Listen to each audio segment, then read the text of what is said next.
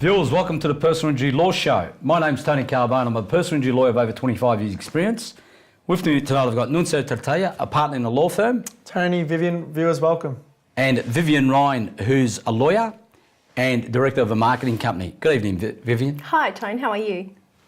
And tonight, viewers, we've got a number of issues we want to discuss that's in the news, but the first one's about the fear of rise of patients by dentists doing breast surgery and also anaesthetists and people like that.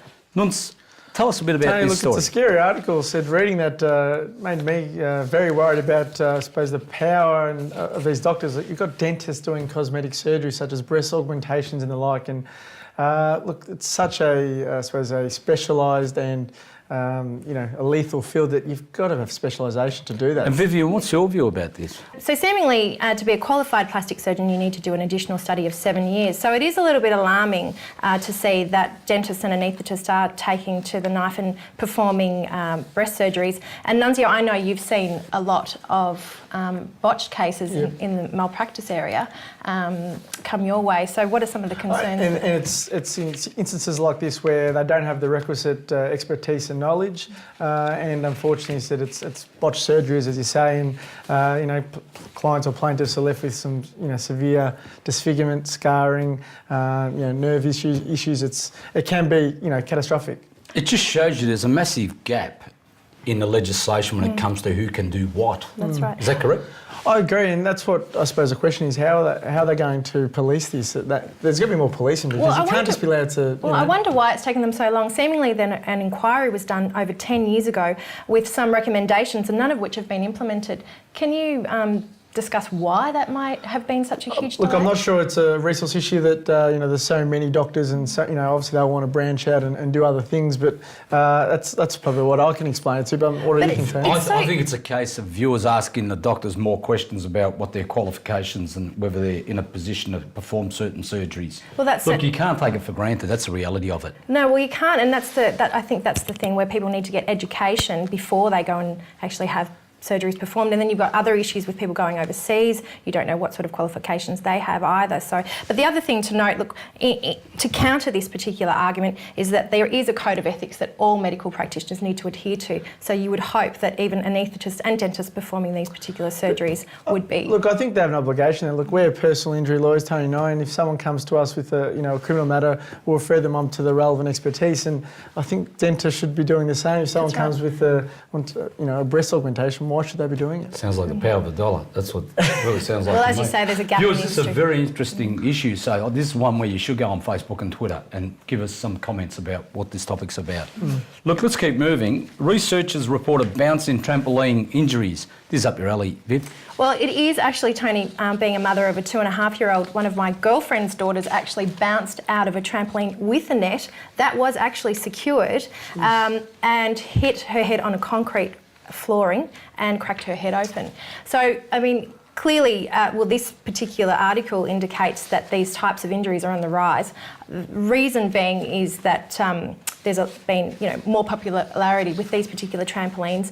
But it's interesting that there are a lot more injuries happening despite the fact that there's netting around these new trampolines. It's a case of the parents not performing their role and making sure that... I don't agree with that at all because my girlfriend's daughter actually had the zipper secured right to the very end, but there was a small gap and she actually found that gap after she'd performed a somersault and flew out. It just opened up. But I guess, yes, as parents we do need to be vigilant. But my question to you, Nunzio, is what rights does a parent have who's taken their child to a friend's place and have actually, had an injury in these Well, look, it circumstances? depends, I suppose, how the circumstances of the injury occur. But if it's a matter of the fact that the parents weren't looking after them, then there's potentially cases You can sue them there. under the public liability policy. Yeah, exactly right. But if it's a matter of, I suppose, the trampoline not being secure enough or safe, then you could sue the manufacturer of the trampoline. And looking at that article,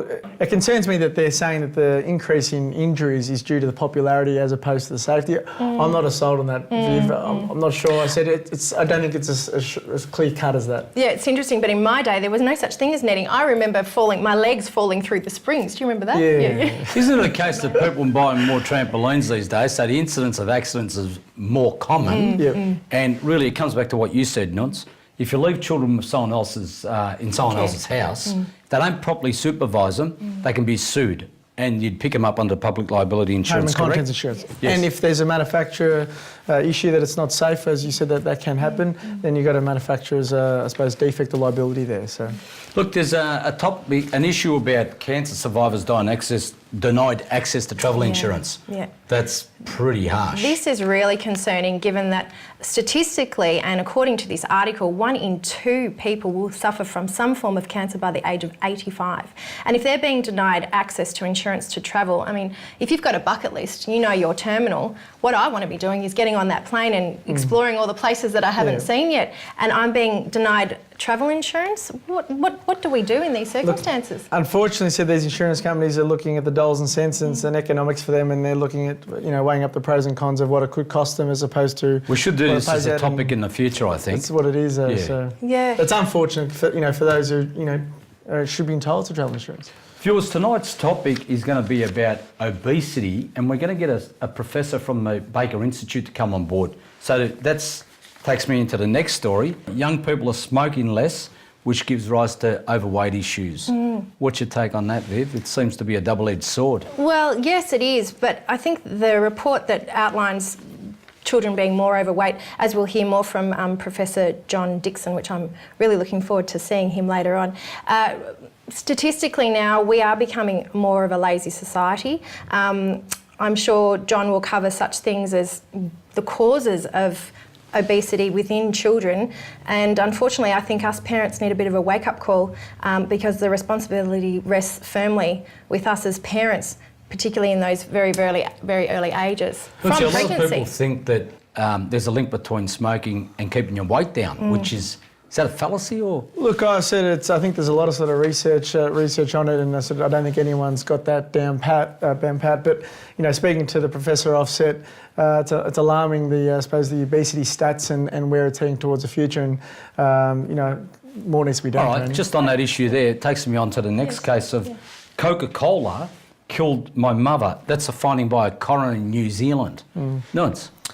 Yeah, look, unfortunately this particular lady died of cardiac arrest, and it was found during the coroner's inquest that she was drinking up to 10 litres of Coke every day. Which translates to 1 kilogram of sugar. Vivian. That is unbelievable. Can I say, in Coca Cola's defence, it is an addictive drink from a personal perspective. When I was pregnant, I actually started craving it. So I can totally understand an addiction to it, but 10 litres is quite extreme. That's an addiction. Like, it's a pure addiction, and the coroner found that it did lead to or was a cause of her death. So Well, she had a racing heart, she had decayed teeth.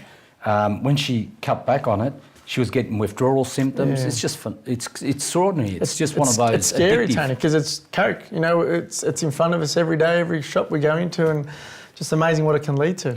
Viewers, we've got to go to a sponsors break. I want to thank Lauren and Alicia for sending in their comments on Facebook and Twitter in relation to the issue of obesity, which we'll be touching on with Professor John Dixon in the next segment. Vivian, thanks for coming on board. Thanks so much for having me. Please stay tuned.